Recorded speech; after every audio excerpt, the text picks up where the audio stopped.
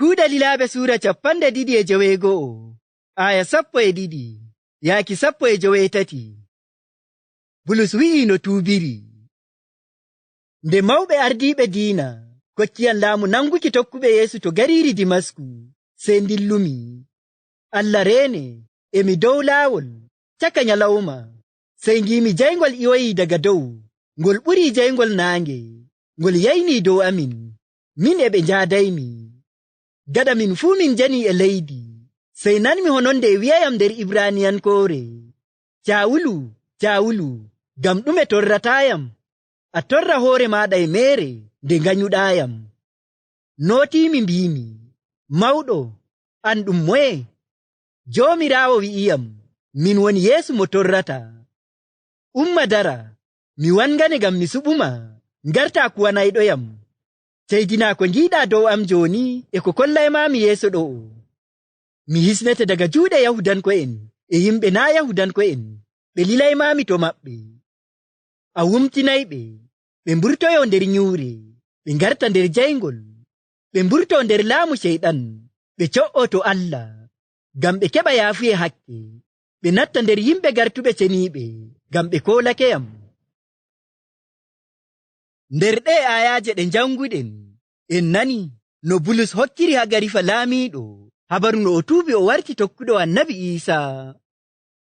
Bo non no nanɗen, ko Bulus tuuba warta tokkuɗo Annabi Iisaa, emo wanyayno tokkuɓe Annabi Iisaa, emo torraɓe, emo waɗa woɓɓe nder suudu cural, haa ma emo wara woɓɓe.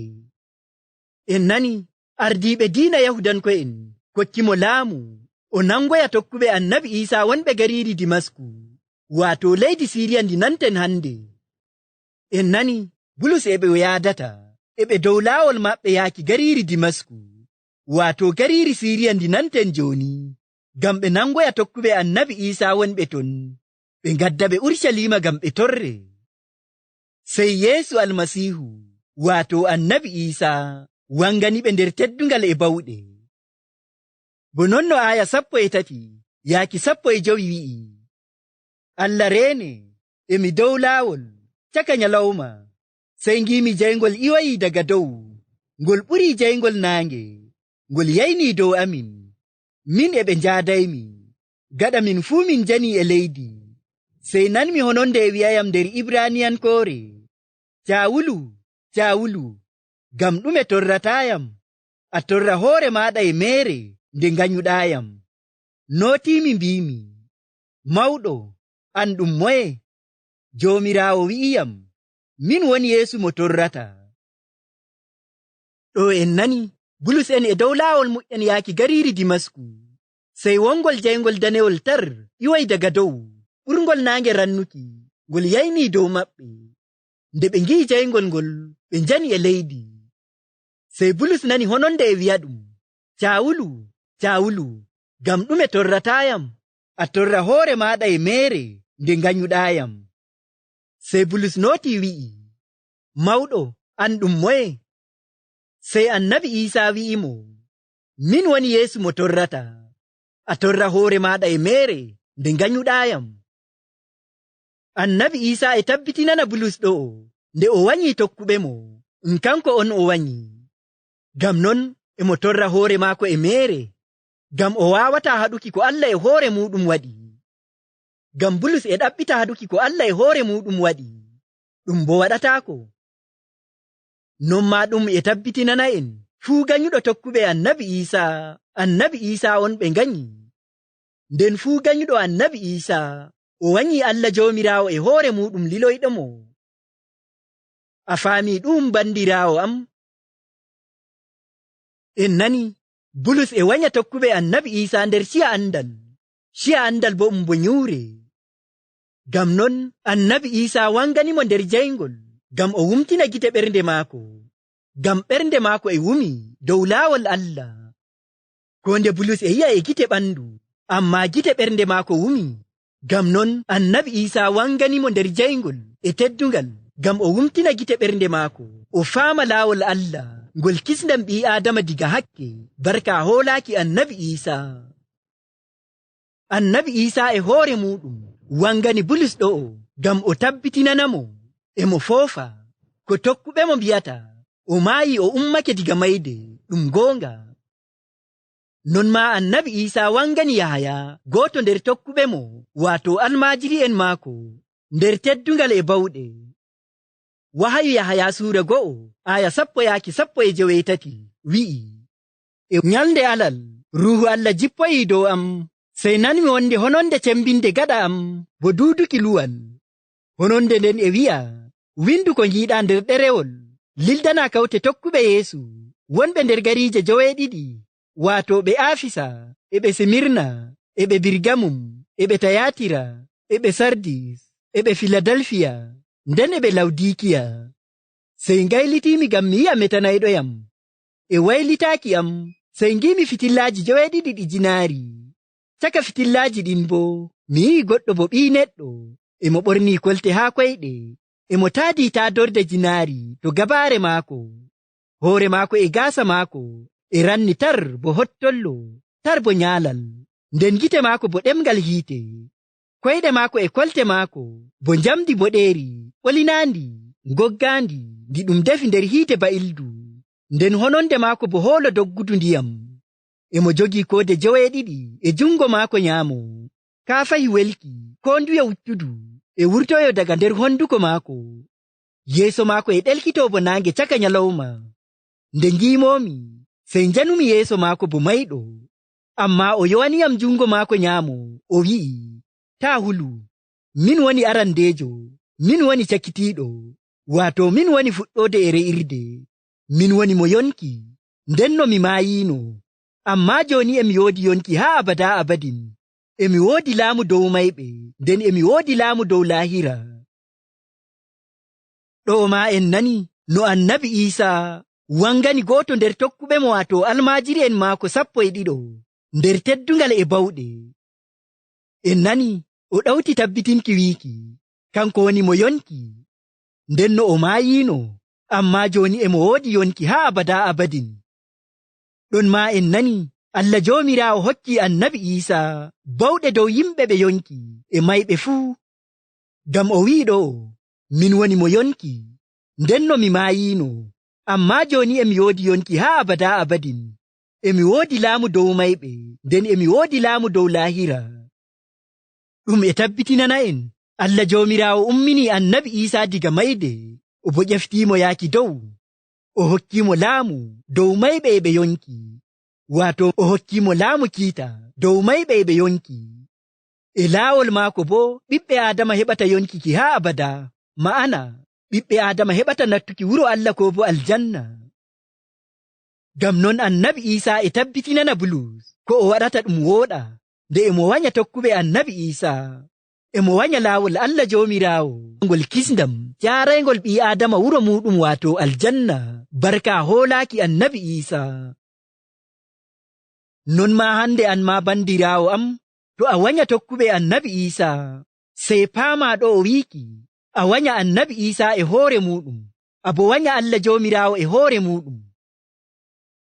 Aya 11 yaaki 13 annabi Isa wi'i Bulus, umma dara, mi wangane ngam mi suɓuma, ngarta kuwanayɗoyam.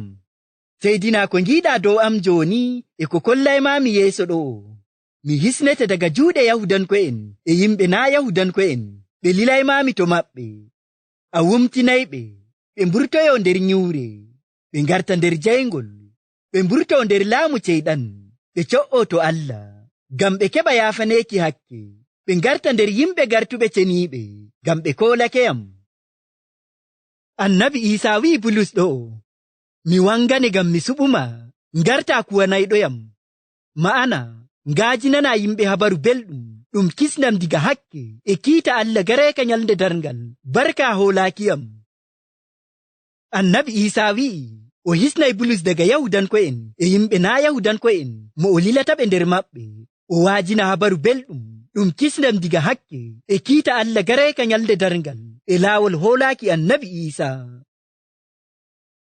Aya 13 annabi Isa wi'i Bulus, a wumtinayɓe, ɓe mburtoyo nder nyuure, ɓe ngarta nder jayngol, ɓe mburto nder laamu ceyɗan, ɓe co'o to Allah, ngam ɓe keɓa yaafaneeki hakke, ɓe ngarta nder yimɓe gartuɓe ceniiɓe, ngam ɓe koolake am. Ɗo e holla en bo nonno annabi Iisaa wumtini Bulus, non maa o lili Bulus waajina habaru belɗum ngam wumtina ɓerɗe ɓii Aadama ɓe Ceyɗan wumni. Ngam Ceyɗan e wumna gite ɓerɗe ɓii Aadama ngam to ɓe paama laawol Allah ngol kisndam diga hakke e kiita Allah gareeka nyalde darngal. Bo nonno deftere Korontiyanko'en ɗiɗaɓol suura 4 aya 4 yaaki 9 o wi'i, Ceyɗan laamiiɗo duuniyaaru ndu'u wumni yimɓe ɓe koolaaki Yeesu ngam to ɓe ngi'a jayngol habaru belɗum ɗum teddungal Almasiihu nanduɗo e Allah. Ngam naa habaru amin min gaajinta, ammaa ko min gaajinta woni Yeesu Almasiihu o Joomiraawo. Minon boo ngam maako min garti maccuɓe mooɗon. Ngam Allah biiɗo jayngol wurtoyo nder nyuure, kanko waɗi jayngol maako yayni nder ɓerɗe amin ngam min anda teddungal Allah ngal ɗum yi'i Yeesu Almasiihu. Bulus e ɗawta tabbitinanki en ɗo jayngol Allah Joomiraawo yayni ɓernde maako, o faami laawol Allah ngol kisndam jaaraygol ɓii Aadama wuro muɗum waato aljanna barka hoolaaki annabi Iisaa. Jayngol Allah Joomiraawo yayni ɓernde maako, o faami laawol Allah e bawɗe muɗum e teddungal annabi Iisaa. Ngam non Allah Joomiraawo nder yidde muɗum e moƴƴere muɗum waɗi Bulus warti gaajino habaru belɗum ɗum kisndam ɓii Aadama diga hakke barka hoolaaki annabi Iisaa. Ɗo en ngi'i bawɗe Allah Joomiraawo wartiri Bulus ganyo annabi Iisaa, gaajino habaru belɗum ɗum annabi Iisaa. Ɗum e holla en walaa ko Allah Joomiraawo waawata waɗuki, walaa bo ɓii Aadama ɓurɗo sembe bawɗe Allah. Annabi Iisaa wi'i Bulus, mi wangane ngam mi suɓuma, ngarta kuwanayɗoyam, seydina ko ngiiɗa dow am jooni e ko kollaymaami yeeso ɗo'o. Ɗo'o Allah Joomiraawo nder moƴƴere muɗum wartiri Bulus seydinayɗo yimɓe annabi Iisaa. Bandiraaɓe am, ɗume woni ceyda ko ceydamku? Neɗɗo waawata hokka ceyda dow fii ɗum anda, seyni dow ko andi. Ngam non ceyda woni neɗɗo hokka habaru dow fii ko andi, dow goɗɗum ko dow goɗɗo. Ko bo neɗɗo hokka habaru dow ko yi'ani gite muɗum e ko nanani noppi muɗum, nden e ko memi e juuɗe muɗum. Bo nonno Yahaya wi'i nder ɗerewol Yahaya arandewol suura 1 aya 1 yaaki 3. Ayaaje ɗen mbi'i, emin andina on habaru goɗɗo bi'eteeɗo Wolde kokkaynde yonki, ko duuniyaaru tagi e mo ɗon. Min naniimo, min gi'imo e gite amin, min daariimo, min memimo e juuɗe amin. On ɗon kokkowo yonki on ɗum wanginanimin mo, min gi'imo, dow maako min kokkata ceyda. Ɗon ma emin gaajinana on wiiki, kanko woni mo yonki ki re'ata. Daga ndenno e mo wondi e nyaako mo dow, nden ɗum wanginanimin mo. Emin gaajinana on ko min nani e ko min gi'i. Bandiraaɓe am, ɗo Yahaya e tabbitinana en ko winda nder Linjiila ceyda dow annabi Iisaa. Kamɓe ɓe ceydake annabi Iisaa ngam ɓe njoddake e annabi Iisaa, ɓe ngi'imo e gite maɓɓe, ɓe bo memimo e juuɗe maɓɓe. Annabi Iisaa ekkitiniiɓe wolde Allah, o bo waajinaniiɓe habaru belɗum. Nden gaɗa mayde annabi Iisaa e ummaaki maako diga mayde, ko o so'o ton dow, o umri tokkuɓe mo, ɓe ngaajina habaru belɗum, ɓe kokka yimɓe habaru ko ɓe ngi'i e gite maɓɓe e ko ɓe nani e noppi maɓɓe dow annabi Iisaa. Ɓe bo tabbitinana yimɓe wiiki, annabi Iisaa woni mo Allah hokki bawɗe hokka ɓii Aadama yonki, ma'ana hokka ɓii Aadama bawɗe nattuki wuro Allah ko bo aljanna. Ngam Yahaya wi'i ɗo, dow maako min kokkata ceyda, e min gaajinana on wiiki, kanko woni mo yonki ki re'ata. Ma'ana annabi Iisaa e wondi yonki haa abada, nden bo e mo woodi laamu hokkuki ɓii Aadama yonki ki re'ata haa abada, waato jooɗaaki nder wuro Allah ko bo aljanna ɗum haa abada. Yahaya ɗawti wiiki, emin gaajinana on ko min nani e ko min gi'i e gite amin. Ngam non sey njaɓon ko min bi'ata on, koolooɗon annabi Iisaa o warta kisnoo on daga hakkeeji mooɗon e kiita Allah garayka nyalde darngal. Ngam kanko Allah waɗi e laawol maako ɓiɓɓe Adama heɓirta yaafuye hakkeeji e kisnam daga kiita maako garayka nyalde jaango e nattuki wuro maako waato aljanna. To naa e laawol hoolaaki annabi Iisaa walaa ɓii Adama baawayɗo nattuki wuro Allah ko aljanna.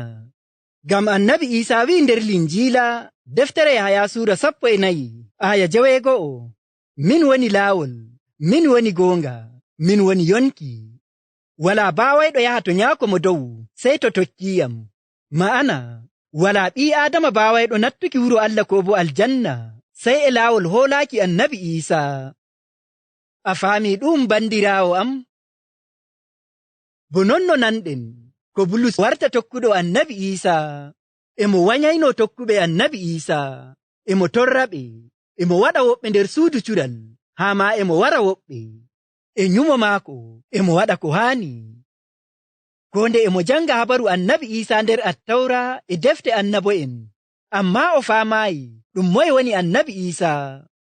Nde annabi Iisaa wanganimo nder jayngol, ƴamimo wiiki, Caawulu, Caawulu, ngam ɗume torratayam? Bulus ƴami wiiki, Joomiraawo an a moye? Annabi Iisaa nooti wi'imo, min woni Yeesu Almasiihu mo torrata.